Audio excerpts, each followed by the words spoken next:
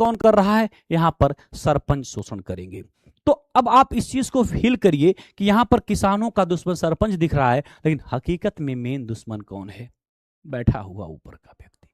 लेकिन किसान उतना बौद्धिक तो है नहीं कि उस सिस्टम को, उस व्यवस्था को समझ पाए, और अगर उसमें से कुछ एक समझते भी थे तो उतना बड़ा चैलेंज नहीं कर पाते थे, क्योंकि सबसे मुख्य रूप से दुश्मन ये बिचौलिए जो दिख जाते थे यहां पर। तो किसानों की दुर्गति ये थी, किसानों की व्यवस्था। इसके अलावा और भी कई तरह की दिक्कतें थी, लेकिन जो मूल रूप से ये जो सिस्टम, ये व्यवस्था मैंने आपको समझाया, यही व्यवस्था काम कर रही थी, इसमें किसानों का शोषण। शुरुआत में आप देखेंगे 1857 कह लीजिए, या क्रांति, जब 1857 का आंदोलन हुआ, तो उसके बाद राष्ट्रीयता की चीजें बढ़ गई।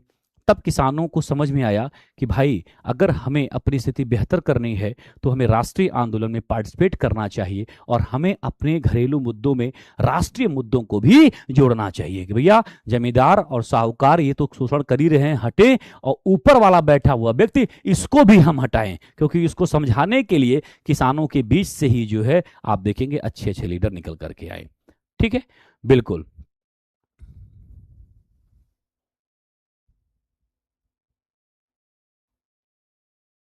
ठीक है, तो यहां पर आप इस व्यवस्था को देखेंगे।